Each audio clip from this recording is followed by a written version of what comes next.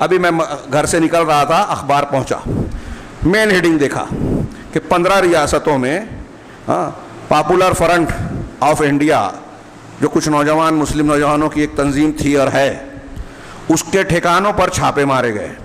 E D نے اور کیا کہتے ہیں دوسرے جو ایجنسیاں ہیں پولیس کی ایجنسیز کی, انہوں نے جو ہے مل جل کر چھاپا کی کارروائی کی. NIA, ای ڈی, انہوں نے چھاپا مارا, جگہ جگہ گرفتاریاں ہو رہی ہے. یہ ایک الگ مسئلہ ہے. علماء کرام بڑے دنوں سے یہ باتیں کہتے رہے ہیں, نوجوانوں کو سمجھاتے ہیں علماء سے تعلق قائم کیا جائے, بڑوں سے تعلق قائم کیا جائے, صحیح منہج اختیار کیا جائے. کچھ لوگوں کو لگتا ہے کہ یہ بار بار کہتے ہیں, سمجھ میں نہیں آتا. آج یہ جو کارروائی ہوئی ہے اور آگے جو ہونے والی ہے مسلمانوں پر, اور پاپولر فرنٹ آف انڈیا سے متعلق جو گرفتار شدہ نوجوان ہوں گے, ان کا جو گھر ہوگا, ان سے متعلق جو جماعت ہوگی, ان کے جو دوست و احباب ہوں گے, ساروں پر پریشانی آئے گی. یہی سے کیا سمجھتے ہیں آپ؟ میں اپنی بات کہوں, چھوٹے مقامات پر چھوٹا عالم, بہت سارے مقامات پر میں نے یہ باتیں کہی, انفرادی ملاقاتوں اور مجلسوں میں یہ باتیں کہی. علماء کا ساتھ پکڑا جائے, صحیح منہج اختیار کیا جائے. یہ تحریکیت پوری دنیا میں مسلمانوں کے لیے مصیبت ہے, یہ خارجیت ہے جو سب سے بڑا اللہ کے رسول کی زبان نے اس فرقے کا نام لے کر کہا. بدعتی فرقوں میں سے اسی کا نام لیا, اس کی صفات بیان کی. اس سے پتہ چلا کہ یہ سب سے زیادہ نقصان دہ ہے, اور آپ نے کہا کہ یہ شر الخلق والخلیقہ ہے, مخلوق میں سب سے برے ہیں, اسلام اور مسلمانوں کو سب سے زیادہ نقصان پہنچانے والے. تحریکیت کی شکل میں پوری دنیا میں یہ موجود ہے. منبر رسول سے بول رہا ہوں, برا لگے, لیکن یہ حقیقت ہے کہ یہ ان لوگوں نے فائدہ کچھ نہیں پہنچایا, نقصان پہنچایا. مسلمانوں کو قتل کیا ان لوگوں نے خارجیوں کی طرح. خارجیوں نے حضرت علی, حضرت عثمان غنی رضی اللہ تعالیٰ عنہ کو قتل کیا, قتل کرنے والوں کی تعریف کی, ان کی تعریف میں مرثیہ اور وہ لکھے, اشعار لکھے. عبد الرحمن ابن ملجم حضرت علی کا قاتل ہے, اس کو ہم اور آپ اچھا بولیں گے, یہ خارجی تعریف کرتے تھے.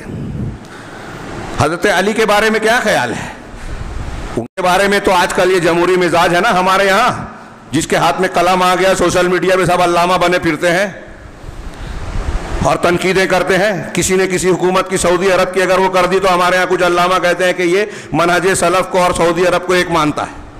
یہ جاہل آدمی اپنے آپ کو عالم اور علامہ سمجھ رہے ہیں. کس نے کہا کہ دونوں کو ایک مانتے ہیں؟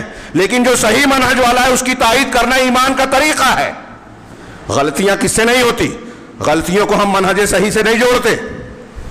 بہرحال میں عرض کرنا چاہتا ہوں کہ یہ جو کارروائیاں ہو رہی ہے, یہ اس کی تیاری سالوں سے ہو رہی ہے. علماء اس سے لوگوں کو مطلع کرتے ہیں, لیکن علماء کی ہمارے نوجوان, ابھی نوجوانوں کی بات کروں, ہمارے یہاں خبر آتی ہے مرزا علی انجینئر پاکستان کا.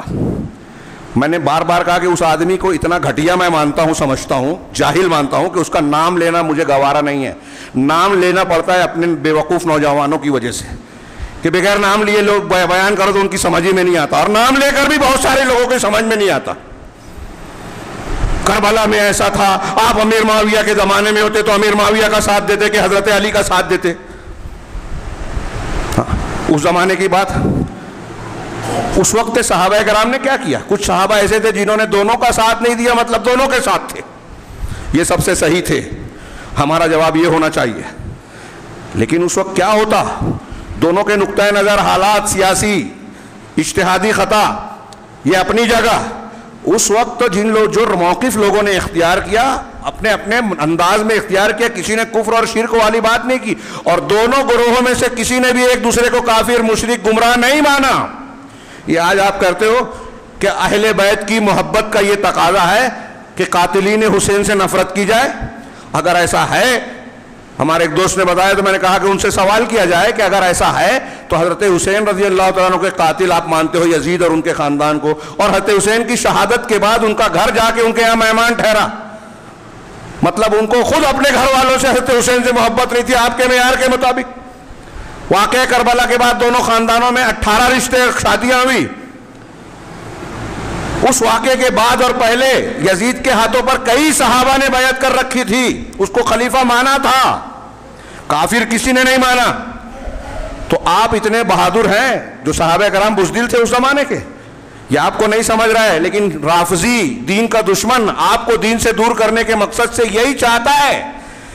آج آپ یہ کہہ رہے ہو کہ حب اہل بیت کے مقابلے کے کا تقاضا یہ ہے کہ ان سے نفرت کی جائے۔ اب جب یزید اور ان کے ساتھیوں سے آپ نفرت کریں گے تو صحابہ بھی زد میں آئیں گے، ان صحابہ کو مقرر کرنے والے اور ان کے معاونین بھی زد میں آئیں گے۔ حضرت عثمان، حضرت علی، حضرت عمر، حضرت ابوبکر، کوئی نہیں بچتا۔ لیکن ان جاہلوں کو سمجھ میں نہیں آتا، آپ سر پھوڑ دیجئے۔ ان گروپوں میں آپ دیکھیے کہ یہ خارجی ہوں یا آج جن کی گرفتاریاں ہو رہی ہے، ان کے ساتھ آپ جائزہ لیجئے کہ علماء کرام کتنے ہیں۔ ہوں گے کچھ ہوں گے علماء، جتنے بدعتی خرافاتی ہیں سب کے ہاں کچھ علماء کہلانے والے لوگ ہیں، لیکن کون کیسا ہے، کیا مقاصد ہے، ان کے علم کا کیا درجہ ہے، یہ آپ جائزہ لیجئے۔ لیکن اکثریت آپ کو نظر آئے گی کہ علماء نہیں ہیں، بلکہ ایک بڑی علماء کی تعداد ان پر تنقید کرتی ہوئی نظر آئے گی۔ اب ہمارے نوجوانوں کو اتنا بھی شعور نہیں ہے کہ کم سے کم یہ دیکھیں کہ ہمارے ملک اور جگہ کے زیادہ تر علماء جن کو غلط کہہ رہے ہیں اس کا جائزہ تو لے، علماء کی مجلس میں تو جائیں۔